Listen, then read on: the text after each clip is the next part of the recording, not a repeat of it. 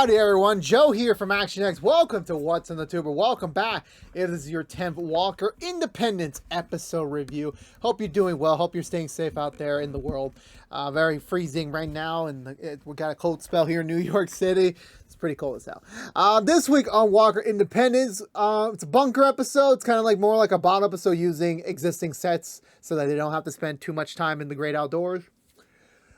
However, I feel like this episode, for me, had one personal lingering issue that I'm not a big fan of personally. I get what they were trying to do, but I wasn't a big fan of it. Otherwise, everything else was like, it was hot, it was passionate, it was like, I see where the lead goes. But I feel like they threw it away kind of haphazardly, in my opinion. Let's talk about it a little bit more. Let's talk about it. Overall, I think this was a good episode of Independence. I don't think it was their strongest episode, in my opinion. Definitely, it creates a bit of a concern, even though we still have 3 more episodes left for the season. So we'll see how that goes. With that being said, let's get right down to it. Let's go through the Butcher recap and talk about this week's episode of Walker Independence. So we begin with It's a new day. It just came after, I guess, Tom had his way with Shane. That's actually funny to say Tom Shane. I don't know why. So he finishes, I guess, his torturing / interrogation session with him. He's still alive. He's still kicking, but, he's going to take a breather while Tom goes back to work, which he actually just decided to pass out on his desk in the office. Realizing what he has done to his own flesh and blood. We cut to the next morning, and it's fairly quiet in Independence. Everyone's kind of being distant from, is it Abby? Yeah, from Abby for a little bit, because honestly, she is very much, she's not on anyone's good terms right now, because again, the whole thing they were talking about for 8 episodes was literally that Tom is the killer. And now, here we are at the footstep of, they're basically starting again their whole investigation, because it could be Shane. It could still be Tom. We don't really know. They're just assuming that it is Shane now, because, Shane's, his path, his golden path was literally on the same path when Liam and Abby were on tour. So it's very similar. He has the same exact weapon that that he does have. So it is still precarious to still believe. I don't think it's out of fully the woods of the possibility that Tom could have still killed him. There's still a big old question mark. They still have 3 more weeks to answer for. That we don't really get any progression on that front today. But definitely not everyone's focused on Abby right now. Everyone's kind of just pushing her to the side for a little bit, kind of focusing on some other things, which are important as well, but still. So they separate for a bit. Kate goes off to explore the town a little bit more, go on her morning walk. She notices something amiss. She finds a hat, and she finds this hat to be very similar to an ex-boss of hers. That's right. Hagen is back. The one and only Mark Shepard has returned to the town of Independence. He's there for an old time, visit, trying to see how the town is in his absence. Obviously, Kate's still holding a little bit of a grudge against him for, actually selling the Hagen's all to Tom. So she's still not quite pleased with him, but you know what? He's in town. He's not going to stay any longer, so they're going to go grab a drink. Abby goes to the sheriff's office, tries to get news about the search for Shane. Even it recommended they should send out a search party for him. Tom said, nothing to worry about. I got a lead from the other sheriffs about his possible locations. I'm going to go check right now. We don't need a party. Abby decides to come with, because obviously she does have obviously she wants to know once and for all, was it Shane or was it Tom? She needs to know, ASAP. So they're about to go out for their hunt. However, it's been a while.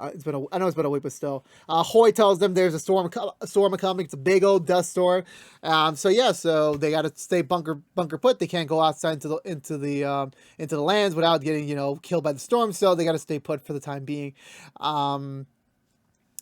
So we cut over back to Caliban and the deputy, who's already left the town of Independence, as the deputy has a big old lead on where Caliban's sister could be. Caliban decides to use this as his final act of freedom before he presumes to be the new chief of his tribe and being fully set in defending his tribe going forward. But he does want to see if he can find his sister and bring her back home. So definitely, this is something he definitely needs to be exploring right now, with everything going on right now with the uncertain future for his tribe. Back over in town, Tom lets her know that, yeah, they're going to hide out in Hagen's because everywhere else is kind of already booked up. So, and also Hagen's is pretty much already desolated because everyone checked out already. So there's no one in the hotel besides those two, which I'm like, that line right there, it did not sit me any comfort. Because again, in a prequel standpoint, we know the Walkers and the Davison are going to have more comics to come. We know that for sure. We still don't know who eventually Abby is going to have a child with. And again, it's going to be a really weird... I don't really... Like, they got to tread carefully. Because the thing is, the only cross-pollination there's been between a Walker and a Davison was Cordell and damn it, it's been a while. She hasn't been on the show for a while, so I already forgot her name. It's Odell Tooley's character. Damn, I forgot. But her character, yeah, so the secret Davison child, those are the only two that kind of did it. As well as, if you want to say, our Grandma Walker and then Mr. Davison before he died, they were a thing too. So it would be kind of weird if there is a connection on that front. I really don't want to assume so. They're still keeping, and also Hoyt is obviously a better bet, but they probably would have already, probably confirmed that already. So it's a bit confusing. I'm pretty sure maybe the reason why, this could just be a very far in the wind thing to why, I still forget her name. Odell Tui's character on Walker, why she left with a file that says Hoyt Rollins. So it could be a possibility where she's probably tracing the lineage of the family, and in case Independence does, and they're going to confirm who the father is of the Walker, since Abby's using her last name. So I'm going to presume that probably she gets impregnated, but she doesn't want, the father's not involved, or whatever the reason might be. Who knows? But yeah, but back to this one line. Like, I'm not comfortable with this line because I have a feeling, like, are they really going to track down that storyline? Because again, Abby literally was dead set on, like, hating Tom for 8 episodes by now. She's had nothing but hate from him. And now last episode, she's kind of neutral because he's not certain. And all of a sudden, she's like, oh, he's kind of cute. He's kind of good looking. Like, my God, man. Like, he's still a suspect at play here. He could still be the killer. You don't fall in love with your killer before you... never mind. But we'll get more of that in a second. So you got 2 camps. You got the side stool gang, which is basically everyone except Abby and Tom right now. So there's Hoyt, there's Kate, there's Higgins, even Louisa shows up last minute to make a negotiation with the barkeep, who apparently still owes a pretty hefty debt that her dad had before he passed away, which of course Louisa had to inherit, but she's kind of short on the money, so she's trying to plead with him to like renegotiate their deal, but he's not budging, so he's like, really like, hey, I'll just take the ranch. They'll clear the debts straight and clear. They're trying to figure out how does Louisa keep the ranch, and they're kind of holed up there, so there really isn't much to do.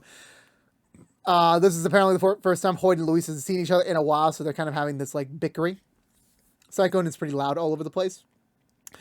Kate and Higgins are trying to catch up for old time's sakes, trying to, like, see what Higgins is up to, how things were back in the day to where they are now.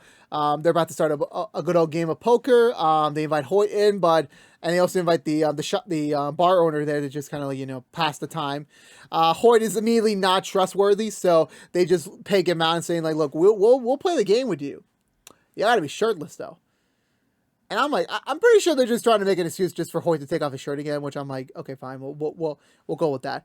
Louisa gets interested and wants to get a buy-in, so but however, since she has very limited funds, Hagen decides to float her some money just for her entry for this game. So they start playing their game, and also I forgot to mention, yeah, when Hoyt takes off his pants briefly, all of his Seeker's cards fall down, which I'm like, Hoyt, what will you learn, buddy? When will you learn? So yes, the game progresses further, and it's dwindling down slowly but surely. Somehow Kate and Hoyt get caught cheating, so they're both kicked out of the game, leaving just Louisa and the barkeep remaining. So it's pretty tight. Louisa's seemingly as a novice in this game, so it's kind of unclear if she's gonna win or not. Eventually, as the game progresses, she gets a little too cocky and puts up her the Detour Ranch as her like collateral for matching the for matching the all-in portion that the barkeep put already, which is like a big no. You really don't want to put your personal property for this, because if you lose, you lose. So they're putting out their final hand. It seems like the barkeep was going to win, but Louisa actually had a very good poker face. She reveals her cards, and she wins. So that means her entire debt's cleared. She gets some money, and she keeps her rent. So I'm like, that's a whole win-win-win on my front. It turns out, however, not too long after, while Louisa and Holland are about to start boning each other, it turns out this was entirely planned to get Louisa out of debt, to trick the barkeep into a poker game, to let his guard down, thinking that it was only Hoyt and Kate doing the cheating, which worked, getting Louisa to be alone, and then managing to kind of swindle his way into a lure of confidence, which worked and which led to her victory. And also apparently, Louisa also won the sidestep. So, and she wants to make Hoyt the permanent manager, wanting him to like actually have a civilian job for once, which is great. And also they continue to bone, which I'm like, okay, well, we'll avoid that later. Back over to, I completely forgot about, actually, I'm going to finish the other storyline because we're on a roll here. So Caliban and the deputy sheriff have been apparently traveling hundreds of miles at this point, which I'm like, Jesus Christ, those horses must be hella tired. But they eventually do make it to a lonesome house in the middle of nowhere, and they find Caliban's sister. Not only just her, much older, but also with a daughter. So Caliban was just like, maybe she's happy. I don't need to interfere with her life, but the deputy's like, no, you should go. You might have regret, and you may never see her again. This could be your only chance. He doesn't take long to decide because she notices him, and he decides to ride down there. They hug, they embrace. Their reunion is very heartfelt. That a brother and sister are back together again. So they head back inside to go catch up while the deputy sheriff's taking care of the daughter. She's filling him in on what happened after she got supposedly taken, where she got dropped away nearby a town, and a married couple found her. They adopted her. They took her in, and they kind of raised her for in her entire life. And then eventually, at some point, whenever she would move around with them, she would try to find the native village nearby and try to communicate with them, thinking that it's hers, but the dialect wasn't right. So she thought that maybe they're dead and I'll never find them again. So she just presumed that way, and just slowly started having to give up her past life. Caliban even to kind of just move forward because she couldn't have two feet in the doors. So eventually she heads back over to reality, and eventually grows up, finds a husband, gets married, and has a kid with him. So yeah, she's pretty happy right now. And of course, Caliban isn't happy because he was hoping that she would actually go out and look for him, but she never did. Like, she did she still went out to look for the locals, the nearby tribe, see if they were the ones. She did try, but it wasn't like she didn't know how far she got. And again, this isn't like Google nowadays where it's more easier to try maybe track your history. No, this is way before then. So whatever you have was so limited. But Caliban's, respects that, understands that, and he's at least appreciated that he got to reunite with her and have one final, sit down with her. Got to meet his niece, and also we apparently found out for a sweet moment between the deputy and the niece that he had a wife at one point, but I'm assuming either she left him or she passed away. And then she gives him a nice little hug of support, which is really cute. It was really adorable. So they head off, and Caliban removes the piece of fabric he had left from when his sister was taken, and drops on the ground, symbolizing that yes, I found her. She is safe. She has a happy, beautiful life. She doesn't need me. So he heads back all the way back to the tribe. However, the voting for the new chief has already concluded. The elders have picked another person to run their tribe, one who's very gung-ho on trying to stop the railroad from being developed, which resulted in almost all the fighters on their team to have guns now, indicating that they're going to go to war with the builders in order to stop them from building the railroads. And they figure that if this proceeds, there's going to be blood. People are going to die. This is not the right move. So Caliban decides to figure out, how do we bring independence into this? Is there any way that we can maybe try to stop this? So anyway, back over to the other the story, where For a brief bit, Tom and Abby are alone. They're kind of prepping the hotel for, like, brace for impact in case the storm actually really gets worse. Even getting a little tidbits on this, they're getting a little friendly now. Now that Abby's kind of, not 100% thinking he's my husband's killer. I could maybe, chat with him a little bit. So they're talking a little bit, they're bonding, it's kind of, okay, traditional bonding. I'm not going to critique over that. They look outside and they see a shadow nearby, and they see a woman gazing around in the storm. So Tom goes out there to go help her, to go get her back. So he goes to get her. It turns out to be a tourist that came back into town hoping to reignite some old memories when she and her husband got married. This was their honeymoon spot. It's not clear what happened to the husband, if he died or something. I didn't really get that vibe. Maybe he's just not around anymore. And she's just talking about their, like, once she gets settled in, she fills them in on everything about, like, when they were married, and then when Hagen's let them have the best room in the hotel for their honeymoon, and, all the memories they had, growing up together as a couple. She's insinuating at some point that Abby and Tom are a couple. They don't really flat out confirm it. They just say, oh no, we're just, work acquaintances. That's about it. Even Tom's been using this opportunity to kind of compliment Abby a little bit, calling her, like, the best thing that has rolled into town. And he was like, I definitely know that she was going to be an asset and a valuable piece of the community. So I hired her as the law clerk. And eventually, once they get more drinks into them,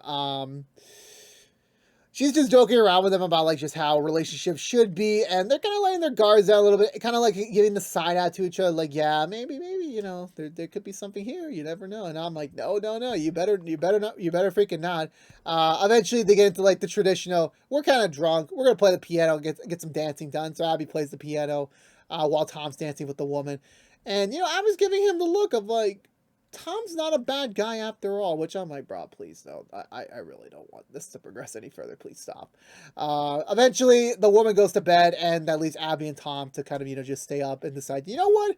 We're bored. We're going to draw each other. And honestly, these two are the worst drawers in the world. And honestly, I'm not even one to critique. I am a horrible drawer. Do not give me a paintbrush or even a pencil. I will fuck it up bad. Despite that, they're still bonding a little bit more. They're still teasing each other, which I'm like, please stop. I want this to stop, please. Well, please end this right now.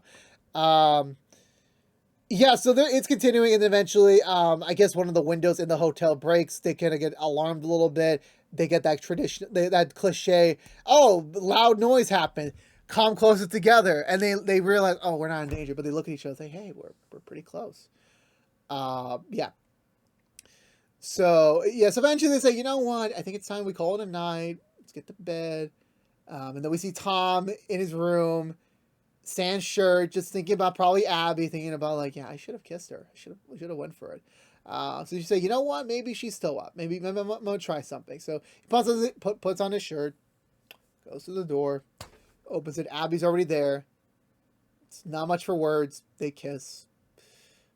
And they fuck, and I'm like, I felt very uncomfortable. Well, not uncomfortable. It's not the most uncomfortable sex scene in the world that I've seen. I mean, we don't see the sex. I'm not saying that at all. I'm just saying, like, the pairing is weird, and I feel like this is okay. My low bar for, like, TV sex scenes, let's call them, or at least implied sex, is 13 Reasons Why.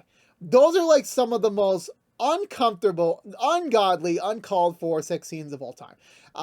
I think almost all of them are just like, you guys are all horrible people. Y'all shouldn't be boning each other, but they're teenagers, so they're horny as fuck. In this case, again, I understand that Abby's kind of settling into the idea that it's probably Shane. But the thing is that you view Tom as a negative, and again, people's opinions can change. I understand that. I'm not trying to dismiss that. But still, you literally went a week ago, you probably wanted to get this guy arrested and behind bars, and now you're boning the dude. It's like, I mean, again, stranger things have happened during the night. I'm not trying to, like, dismiss the possibility that, like, maybe she did gain genuine attraction to him. But the thing is that it just kind of came off as, like, it was just like a sudden change. It was only an episode. Like, literally, she had doubts, and then that was it. I understand her husband's dead. It's not cheating. She's totally single, but how on a prequel standpoint, I'm pretty sure it's erased from history that a Walker, this was the first Walker Daverson sex scene. So I'm like, I don't know where this can progress. I mean, I definitely don't know what could be told here. Because again, like, we got to view this as the opportunity. Is like, Independence could not get a second season. There is a possibility that exists. Will they get a second season? I don't know. Will they have the opportunity to tell another story where they explain that part? I really don't know. But the idea of thinking that Tom could be also related to the Walkers and like the future Walkers of the main show is weird. That's the one part when it comes to prequels. Like, yeah, I do understand they want to keep us on our toes and trying to not make us fall into that prequel zone of comfortability where like we have a general idea what's going to happen and we should just expect this and this. So I do respect for them like kind of breaking out of the walls there, but still it's like, it's weird in my opinion. It really is. Like, for me, it's weird. So we cut to the next day. The storm is over. Everyone's kind of, Kate and Hagen's are saying their goodbye. Even Kate's like, why don't we go together? Why don't we travel together? Hagen's is going to shut down at some point. I'm going to probably dip by that point. So I'm like, why don't I just go with you, gallivant the world and everything? He's like, nah, I want you to stay here. Hagen's needs something of an idea of how things were when I was there, and it's you. So you should stay here for now. But I will definitely come back at some point. Definitely come and visit. I want to say, I think after that, yeah. So Kate goes back to Hagen's. Tom isn't there anymore. She goes to try and talk to Tom about like the status of the town, what they should be doing about repairs and such. She doesn't find him in her room, but she does find Abby in his bed. And obviously, again, everyone knows, like, yeah, Abby's got that I just fucked a guy and this is my hair after sex hair. And Kate's like, oh, okay. So now you're sleeping in Tom's bed. Guess I did lose my roommate. And it hurts because, like, Abby can't deny what she did. She's not regretting it. It doesn't feel like she's regretting what she did. But at the same time, like, it's kind of like, yeah, again, remember, she literally went from a week ago, she was literally, we're going to put Daverson in jail, to now I boned Daverson. And I'm just like, I'm not the big fan of that. I'm really not. Again, there could be a payoff, there could be not. I really don't know. But regardless of what it is, that was the end of this week's episode of Walker Independence.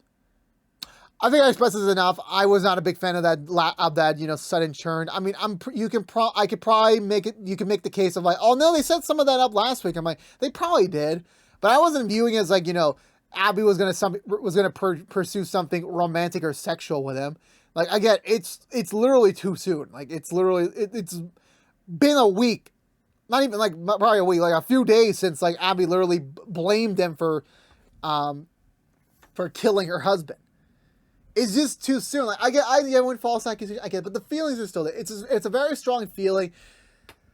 I don't know. I wasn't a big fan of that. I was a big fan of the other subplot with just, the other characters bonding and just, even Caliban having his emotional reunion. Those were like great parts of the episode. Those were really great and it helped like, have some fun with the characters a little bit and, grow Caliban as a character even more so. The Abby and Tom stuff wasn't a big fan of. And also, I forgot to mention, so at the real end of the episode, Tom goes back to the ranch where Shane was being holstered up, but he's gone. He's already gone. So either the storm knocked him over and he ran away, who the heck knows, but either way, he's not there, and Tom's like, fuck, I really lost the dude. But what would happen next time? I really don't know. But it was also nice to see Higgins again. It was really nice. I love seeing Mark Shepard everywhere. Doom Patrol, RIP soon, now here, and also in Supernatural, so, like, I love him so much. But I believe, for me, I'm going to give this episode 1.5 thumbs up. It was still good, I was not a big fan of that decision. How will they explore that even further next time? We'll find out, but until then, 1.5 thumbs up is all I want to give this episode. But let me know in the comments below, what did you think of this week's episode of Walker Independence? I would love to have a conversation now with you below. But I believe that's going to do it for me today, everyone. So if you're unaware, this has been What's the Two from ActionX, reviewing every episode in the hopeful first season of Walker Independence. If you want to know what we're doing normally, What's the Two, besides our Walker Independence episode reviews, we are currently doing rookie episode reviews each and every Tuesday nights. Rookie Feds every Wednesday mornings, and Walker episode reviews every Thursday nights. If you don't care about Walker Independence, you will have to wait 2 weeks because we are going on a brief hiatus for 2 weeks while both Walkers are off the air. So there will be no Walker episode review for Independence until 2 weeks from now.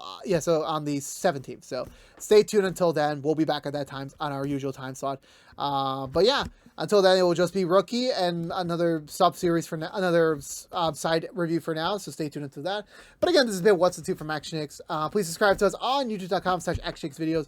Ring that bell for notification when our next episode review is live. Like, favorite, share if you want to, and as well as please follow us on social media. But until we see each other again, for all you members of the town of Independence, I'll see you on 2 weeks for the next episode review, so enjoy your mini time off from the world of Walker. But until the next time, stay safe out there, be good to each other, and as always, peace out.